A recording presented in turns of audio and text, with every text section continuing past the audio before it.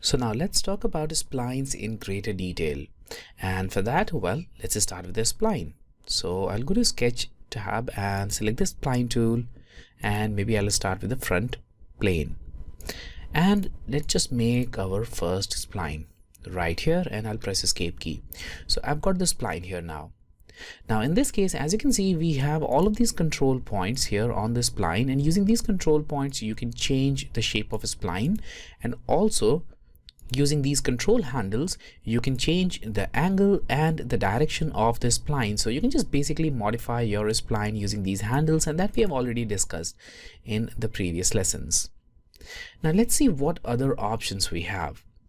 Now the first one here is, well, these control handles. Currently, when you activate any handle, and you can actually activate any handle simply by moving it slightly. So when you activate a handle, it will now start showing up here in the drawing area. It will just remain visible even after deselecting everything.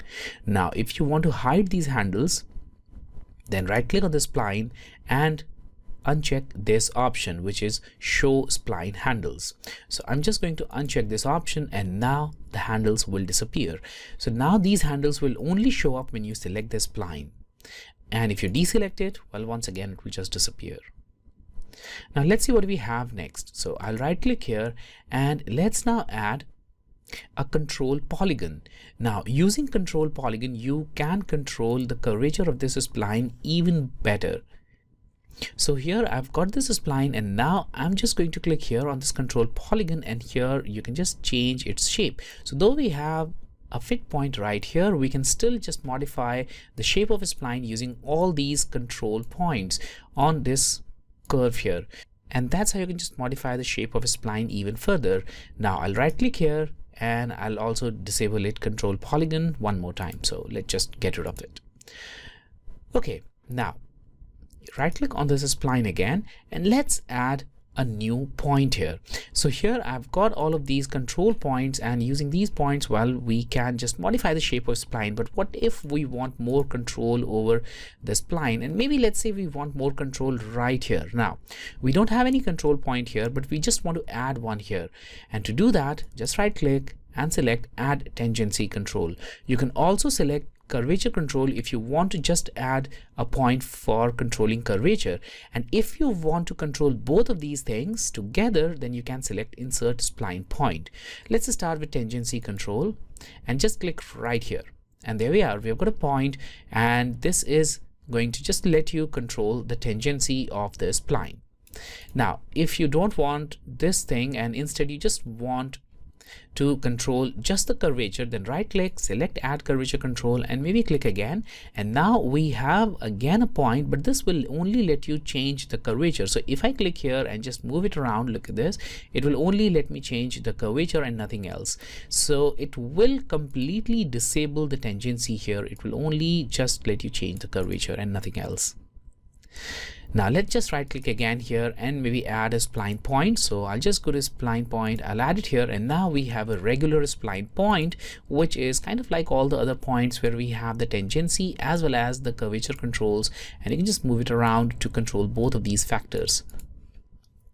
Now we have already added several of these points here in this spline. Now if you want to simplify it and just want to remove a couple of these points, then you can do so very easily using simplify splines. So let's just select this simplify spline, but before I do that, let me show you a quick method of deleting only selected set of points. Now let's for a moment assume that we want to delete this point. For that, select it, right click and select delete. So this will only delete your selected set of points. Okay, so now we are done with that point. Let's just right click and select simplify spline. Now this will let you control the curvature of his spline directly by changing number of points, number of fit points in it. So in this case, you just don't need to delete points one by one manually, and if you have several of these points and you want to just simplify your spline, you can use this option. So here we have the simplify spline option, where you can see that right now we have 7 of these, well, points. Now here I'm just going to select smooth, and now number of point is reduced to 5 and maybe 4, and with 4 points, this is the shape of spline which we are going to get. Now in this case, the tolerance value is really big. Let's just change it to something smaller like 5, And now with this tolerance value, I'm just going to click OK. Now this tolerance value will let you control the curvature of new spline close to this original spline. So smaller the tolerance value, closer it will be to the original curve. Now we have a warning that some of these points are going to be deleted. Well, if you are okay with that, just click OK. But before doing that, just look at this again. Now, as I changed the tolerance value, it once again converted the number of points to 7. So it is not actually decreasing number of points here, because with a smaller tolerance value, SolidWorks cannot figure out a way of decreasing number of points. So in this case, with this tolerance value, you can only get 7 spline points. Now, if you are satisfied with this, if you just don't want to reduce number of points and only want a smooth curve with less tolerance value, you can just click yes and OK. But if you want even more control, then maybe you need to just decrease it. So once again, I'm just going to right click and I'll go to simplify spline. And once again, I'm just going to select smooth, and maybe I'll just select 5 points. So here with 5 points and a smaller tolerance value, I'll just select OK and yes. And here we are. We have got the simplified spline with just 5 of these points. Now here we can simplify it even further simply by decreasing it like this. So we can now change the tangency and the curvature to just simplify it even further. All right, let's see what next we have. So I'll right click here, and now let's see what this thing is. Well, inflection point. Now in this spline, we just have 2 inflection points, and basically inflection points are the points where direction of spline changes. Now in order to see this thing clearly, we need to activate the curvature combs. So I'll right click here and I'll activate curvature comb. But before that, let's hide this show spline handle. We don't need it now. And now I'll right click again and select show curvature combs. And here we are. This is the curvature comb. Now currently my curvature comb is very dense, and in your case it could be kind of shallow. So here let's just see where the density is, and that's this option. So if your curvature comb density is really very small, well, if this number is really small, kind of like this, you can move it and just make it denser. So I prefer this dense kind of curvature density, and here you can also just increase this density using this slider. Now the scale will let you change the size of these comb lines. So here you can just increase or decrease the size here. So I just prefer this size for now. Okay, now we can analyze this spline clearly. So here we have got these comb lines, and there are 2 things that you can directly identify in this spline using these comb lines. The first thing is direction. So the direction of these comb lines is always perpendicular to the direction of a spline, right where they are touching. So in this case, let's just for a moment assume that we are, well, measuring the direction of this line. So here, if you just make a tangent right where this comb line is touching this spline, if you just make a tangent line, then this line will be perpendicular to that tangent line. So that's how these comb lines are made. So they are always perpendicular to the tangent right where they are touching this spline.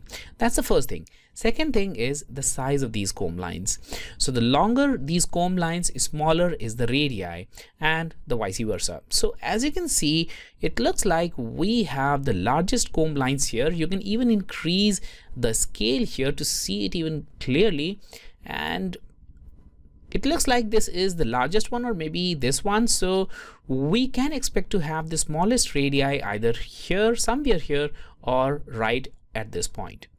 Now in order to see this thing clearly, let's first click OK, and I'm just going to change it slightly. So I'll just move this point here like this, so that these lines are really very long.